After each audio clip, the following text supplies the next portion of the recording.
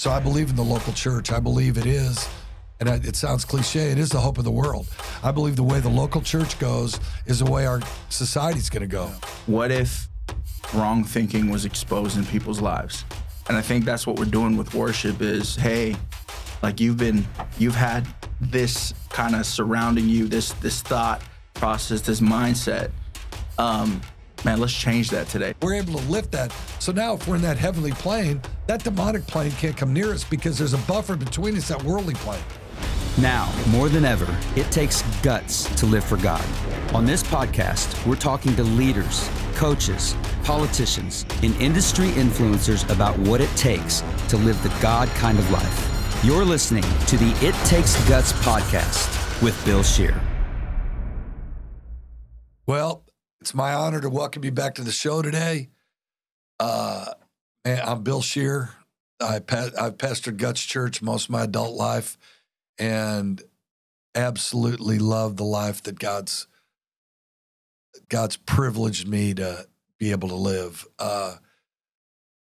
We are what's customary so far on this podcast, and I know I'm pretty late to the podcast party, I guess, but you know, there's a crew of people that just make it easy, and it's been a blessing because I get to sit across the table with people I love and cherish and care about.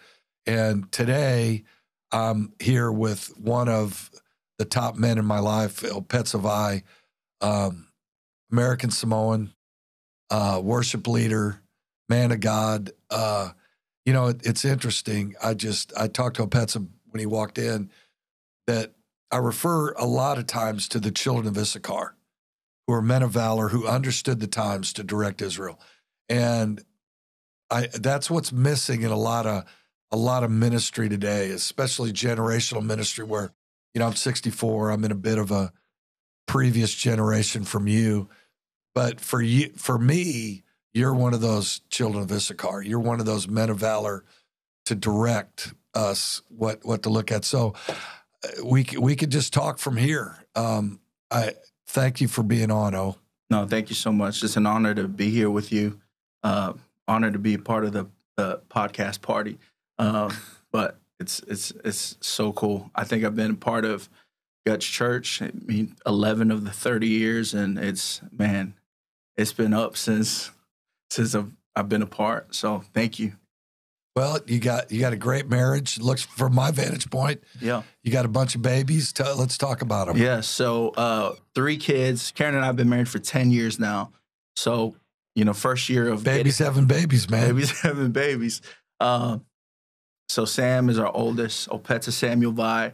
He's 8. Kingston Grace is turning 6. That's crazy to think about. No, that's crazy. And then we've got a new addition about going into 7 months here soon, but Marley Chief is our baby, and I think we're good. I think three's a great number. Yeah, 3's healthy. 3, you're barely outnumbered at 3. Yeah, well, if we have a babysitter, we're good. We're good. You know, everyone has a kid, so yeah. You know, so much of our church they're just baby factories, man.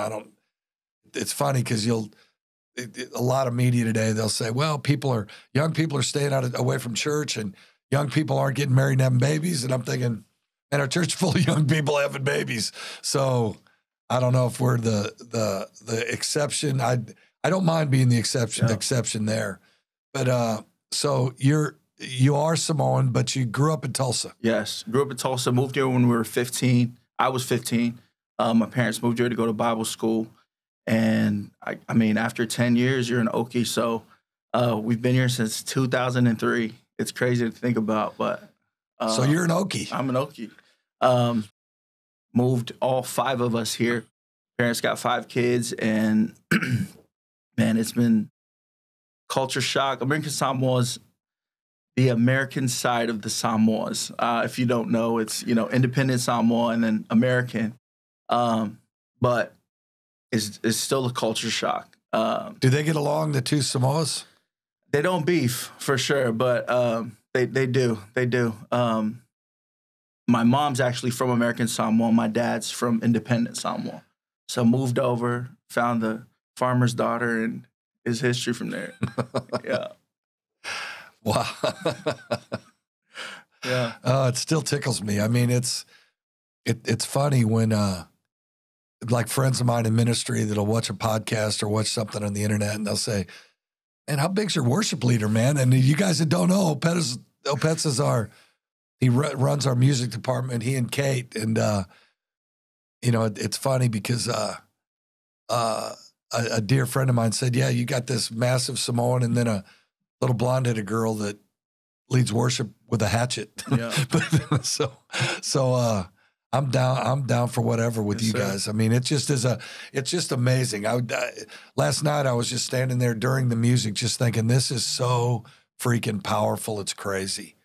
I mean, it's just crazy. You guys have caught lightning in a bottle, and I'm very appreciative. And I've gotten some major blowback about singing with my mic on from the stage from my children. So that's probably on my never again list. They're threatening to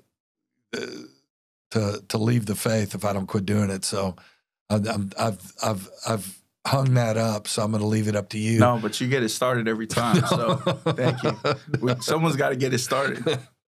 I can be the fire starter once in a while, but man, let's just talk about what's in front of you. I mean, what do you see? I mean, me being in over my head for 30 years of pastor in a local church, I believe in the local church. I believe that Psalm 92:13 is an expression of God's heart toward a local body of people. I know that the word ecclesia is not even a religious term. It's a military term. It's a Roman term that, where two are gathered in his name, and that the ecclesia comes into effect. But there's 120 or odd times that the word ecclesia is used in the New Testament, and most of them, like 115 times, it's a local group of people. So I believe in the local church. I believe it is, and it sounds cliche, it is the hope of the world. I believe the way the local church goes is the way our society's going to go.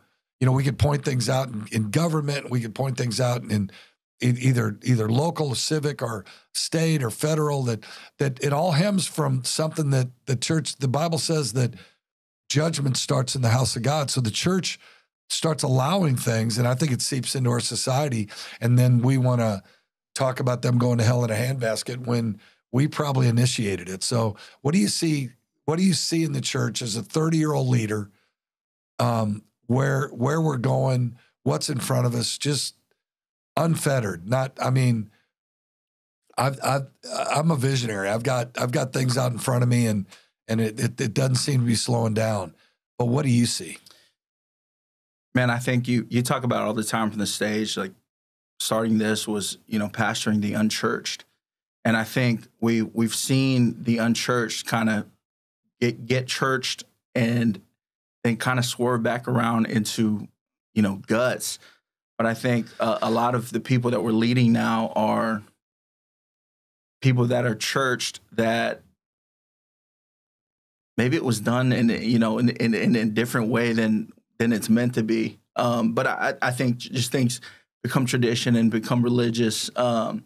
But what's in front of us right now, I see a lot of people that have been in the church now. I know you've mentioned before that, man, it's a lot of unchurched people. So they're coming in with just a little bit of like knowing what to do in a church setting. But I think like we're getting a lot of people with a lot of doctrine coming in. And it's cool to see. It's cool to experience. I think it's a lot harder to kind of coach through, just because it's a mix of things. But I think it's not just a church. They've been in churches. Right. So leading those people has kind of been where we're at now. And then the generation that are getting married and are just kind of fresh into deciding we're going to church now as couples, we're going to raise a family here. I think that I remember being the youth director for these kids. So seeing that dynamic too is a little different. But I would say it's a mix of leading people that are churched has been interesting. Yeah, it to me as well. And we started out with a core group of people that were all churched, and it was 6 or 8, so it wasn't like this big crowd. And then it was probably 20 or 30. But then it was a lot of skaters and athletes and rock and roll people and bikers and then we got then families and now you're right. The pandemic probably shook some things. The Bible says everything that can be shaken will be shaken. That things came under that shake that happened that was very spiritual. You know, if we don't think the pandemic was spiritual, we're out of touch. Right. But in the church, it kind of shook some things loose, and there were people that came in. And what's interesting is probably 30% of the people in our church probably didn't come back after the pandemic, and it bothers me. But then there's probably 3 or 4 or 5 times that many people that did come in. So it's really hard when if a family leaves, it's like, oh my gosh, it's trauma. But then 5 families replace them. It's like, oh, but wait a second, we got to tend to what's in front of us. And in looking at that, they have come from other places of worship, other churches, other denominations, other whatever it might be. And Guts is different. Yeah, we're truly an independent church, and it's, you know, they might come in and they might have had a congregational vote, or it might be board run, or well, we're not. And the idea of the way church is at Guts can be refreshing for people, but it's going to be stunning for them too, because we live what we live, and it's we know where the guardrails are. We're not bumping up against those guardrails, and we're making sure the boundaries are set. And here's what we do. Here's what we don't do. And you know, it's interesting. I had a meeting earlier today with these people that run a ministry organization with a bunch of churches, and they've been around for a long, long time, probably 50 years.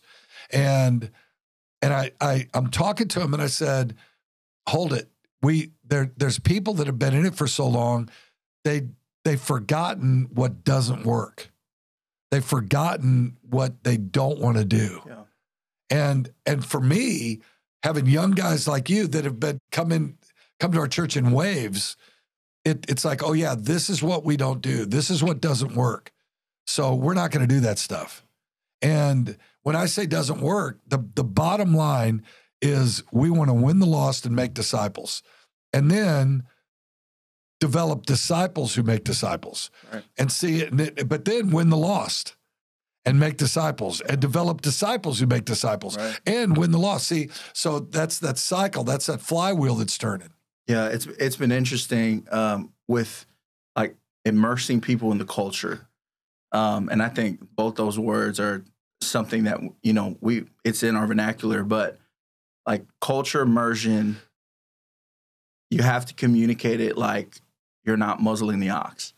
Because the oxen, because they're coming in thinking, man, this is how it is, and this is how we've always done it. Coming into, you know, a culture like Guts Church, and this is how we're gonna do it, just from memory, muscle memory, maybe. And then it's not a no, and not even a not right now. It's just not how we do it. You know, communicating that is interesting. You think that you have that with a ton of people. I know I'm talking about the music side of things. Yeah. But with church in general, is that something that you experience with the church? Oh yeah, but you know, let's talk about music. For me, I have one. There's one objective, and it's real simple: lift the room, sir.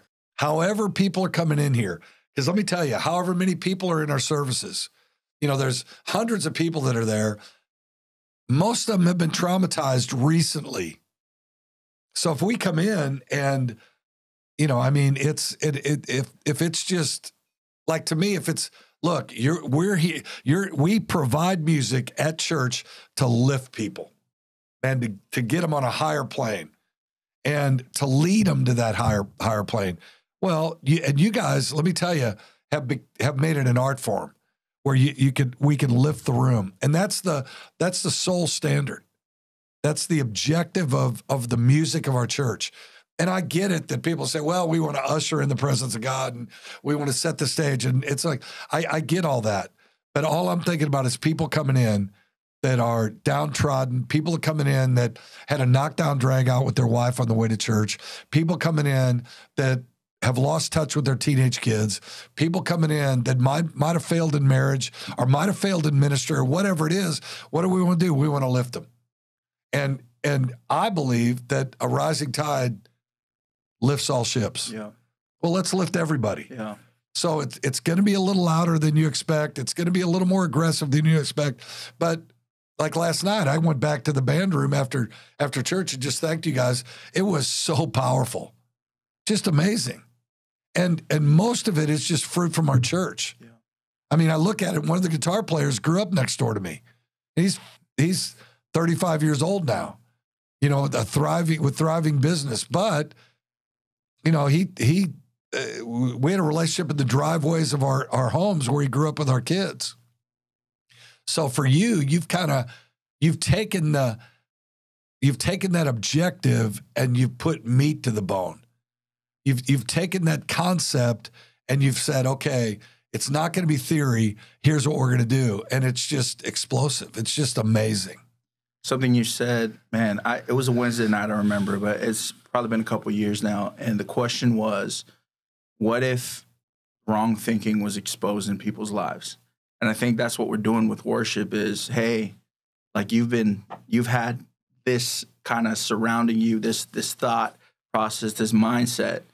Man, let's change that today. Here's what the word says. Here's who God is. Here's who you are. You know, I think you've communicated that with us before, like leading worship. Worship itself, it's leading worship's all vertical or lateral. That's what it was. You said it's all lateral.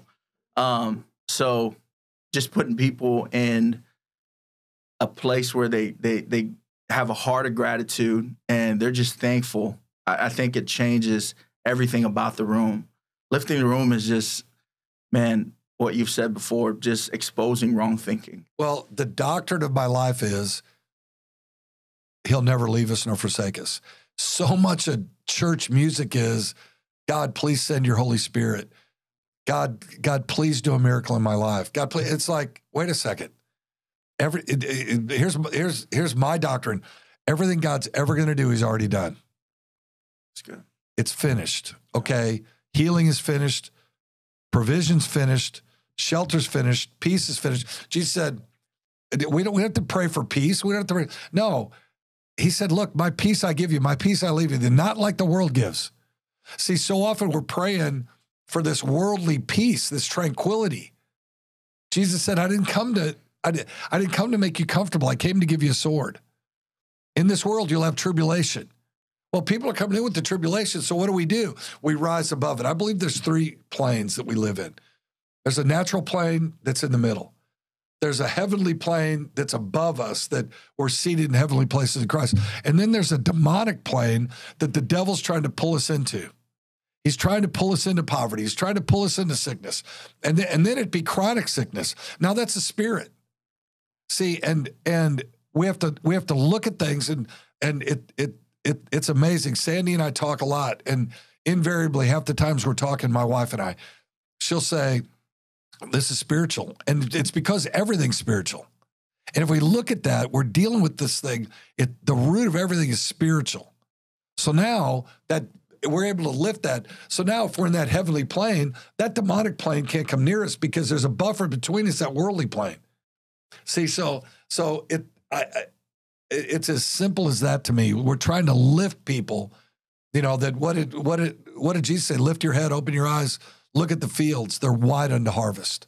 So many people have their head down. They can't see the opportunity. God, man, there's going to be a challenge. Like what happened through the pandemic, and so many people got sick, and there were people that passed away, and that's horrible. But the opportunity for the church during this time, because we're not going to let fear in.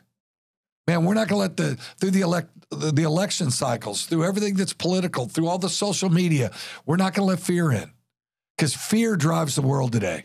Fear has become the commodity that the world is selling.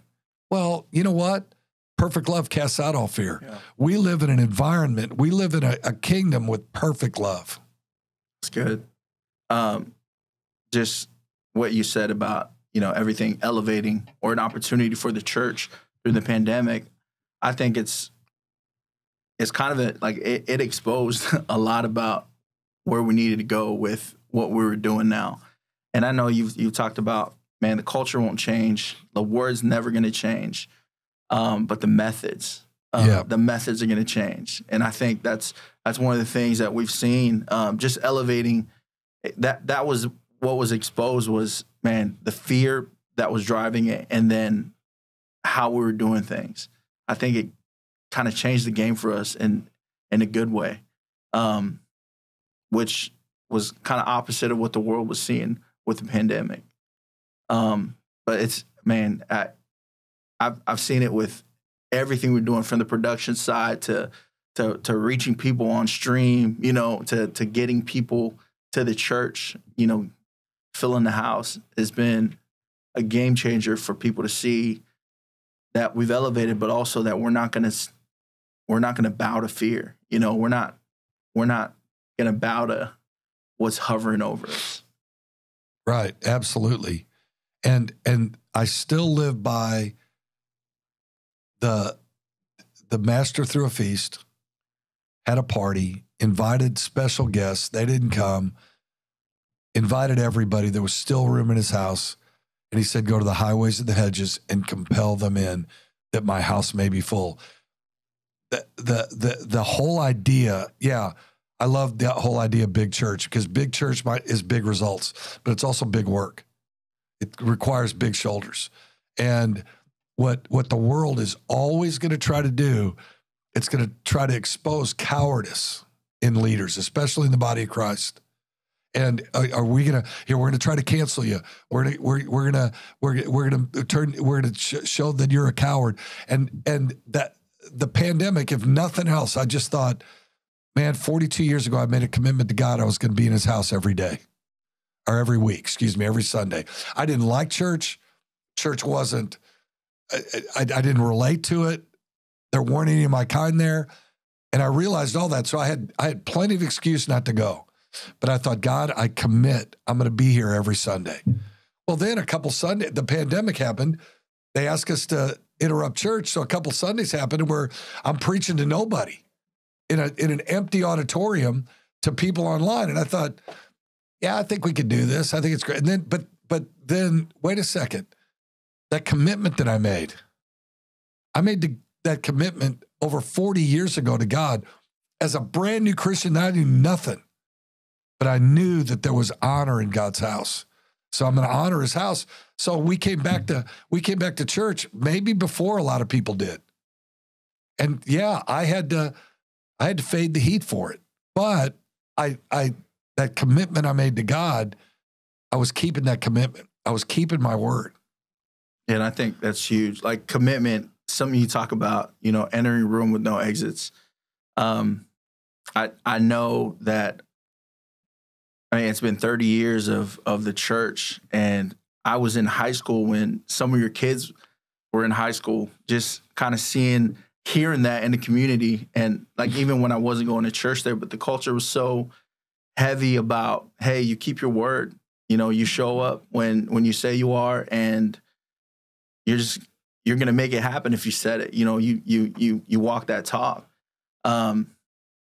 I think it's just been interesting, just going back to my high school years, seeing your kids kind of live that commitment out. Even some of the kids, I remember, some of those kids having, some makeup in October, is like their hair would be, they have some dye in their hair or some blood in their hair from the makeup from the night before. But it's at the nightmare. And yawning, yawning, and asking them about it. It's like, man, we do this thing, and commitment has been evident in your life, and it's kind of affected everyone that's a part of the church. Well, Sandy and I hear people, we'll talk to couples, and they'll say, well, we know divorce is wrong, And what I want to say is, okay, stop talking. That's the end of that conversation. Because it'll turn into, I know divorce is wrong, but, and we're not here condemning anybody that's been divorced. We have to look at things where it's like, okay, there's what's on the inside and what's on the outside. We can't let the outside in. And that's what too much of the church has done. I look at the innocence in our music at our church. And I'm like, God, protect that innocence.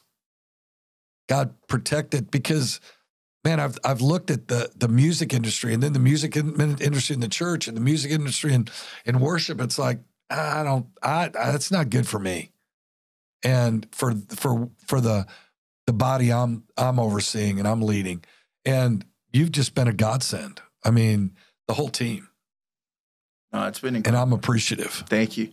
I think it's awesome. Like that, the kid you talked about growing up next door, he's one of our key guys. And I would say that most of our guys are, like, we have vets that have been there for 20 years. We got people that kind of joined the team the last 2 years. Yeah. And it's cool because the vets kind of take care of the noobs, the guys that are new to everything. And the culture is, it's so strong there that, those new guys, it's almost like you just got to make sure the vets are good, because they're going to take care of those new guys coming in. But it's cool to see that those guys have still, like, have been serving in the same department for so many years, and have fruit of their lives. I think about most of our guys on the band own businesses. So asking them to be a part of, a night or, a weekend is so easy, because they've done everything that they needed to be in the position they're at, to just serve God in that capacity. And it's a game changer. It's a game changer to work with people who are business owners because they're available. They make their own schedules, but also see that, hey, they weren't before, and now they understand responsibility. Yeah, and they communicate that in everything they do. Yeah, but let's stay on that road of, what do you see? I mean, what I want to do is, I want to keep winning the lost. I want to keep making disciples. I want to develop disciples who make disciples. And then it just, the church I see becomes a mushroom. It's a mushroom cloud. It's dynamic, where that's what shakes a nation to me. That's what consumes a community. See, we look at it, we don't use these terms often enough, but they're scriptural. Our God's a consuming fire. Like, his work has to be consuming, or it's not going to reflect his nature, who he is. I mean, can you speak to that a little bit? Consuming what fire. You see. What I see. Okay. I see that I think the people that are on stage right now, the people that I've been talking about, just people that have been raised up. I'm seeing, and I don't think we're late to the party, but I think we're there now. Like, we have to raise up who's next, because I think it's important to celebrate and give opportunity. I think you said, man, feed the hot hand before. And we're also in a spot right now where our youth kids they're next. So taking care of what's next is as important as feeding the hot hand. As far as, raising up our church, and I don't know that I saw it before kids, but it's, man, just thinking about what's next. You have to think about who's next, because I think it takes care. It's all about the who. Yeah, it takes care of all of it. Well, and in looking at this, the development of where the whole body becomes developed, but the aspect of the reproduction that comes from a healthy body. I mean, And that's what you're talking about. I think one of the understated strengths of church is a deep bench. You know, I mean, you look at the NFL, man, a left tackle goes down, next up. I mean, those coaches aren't throwing their hands up saying, what are we going to do? We lost our star tackle or we lost our quarterback. No, that guy's pulling off, putting his clipboard down, pulling his hat off and his headphones. He's putting his helmet on and he's going out there calling the next play. And see, that's how the church has to be. It's like, okay, who's next? You know, next man up. But a deep bench is what we're going to need and where we're going now. Because you mentioned it. There's all kinds of kids and youth and Hispanic services and single services and young adult services and music attached to all of it, but then everything else attached to all of it. And we've got to be intentional about developing people. Yeah.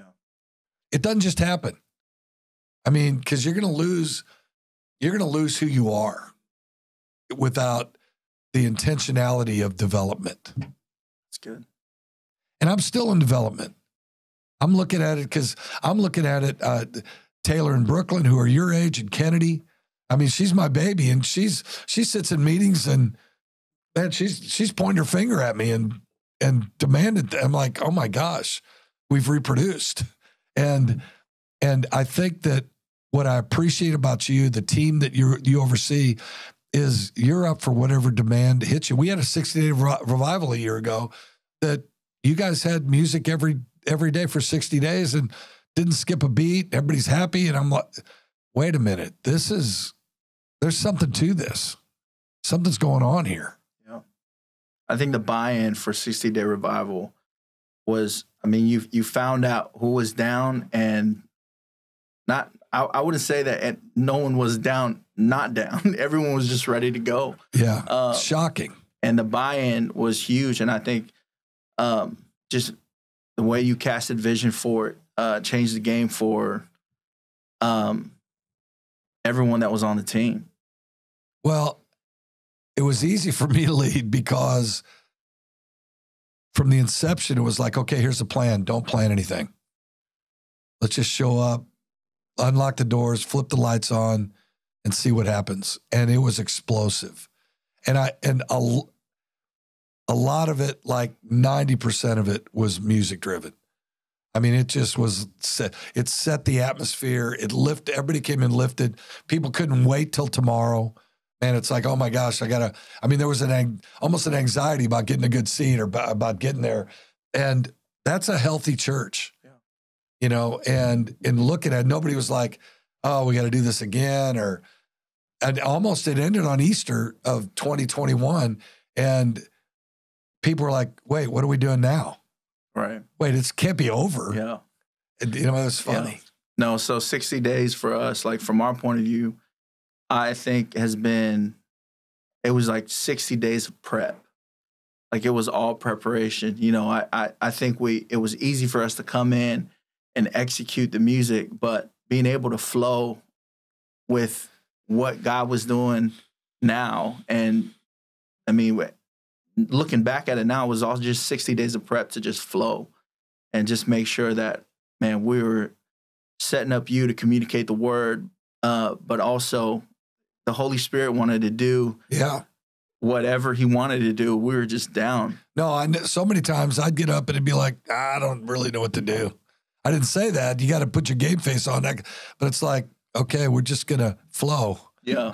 No, and it was good. It was good to be in those spots because I think naturally there's a freak out where you're like, we've never been here before. You know, we don't know what it looks like. Oh, no, those control synapses in me were firing the whole time. No, but it was incredible. It was a game changer for our team and I think for our church. But I wouldn't say that leading worship is easy now from the 60 days, but it's great to be a part. You're just thankful for it. You know, man, I'm excited. Let's go. We've been here before, you know? Well, what I love about you guys, you're not dipping your toe in to check the temperature of the water. You're just diving in. I mean, that's who I want to roll with. You know, it's like, let's just go. We're ride or dies, man. And that's the nature. That's who you bring. It's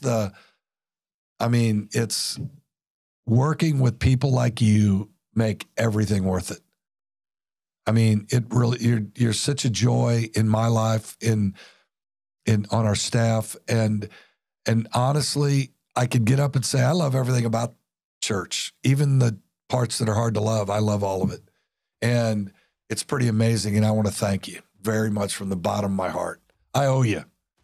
Every time I'm around you, everything we do, I'm serving a debt that I have for you. And there's no debt here. Thank you for letting me be a part. Honored to be a part of the house and just part of your team. Well, let's do this again. Yes, sir. Thank you so much. God bless you. Thank you, Pastor.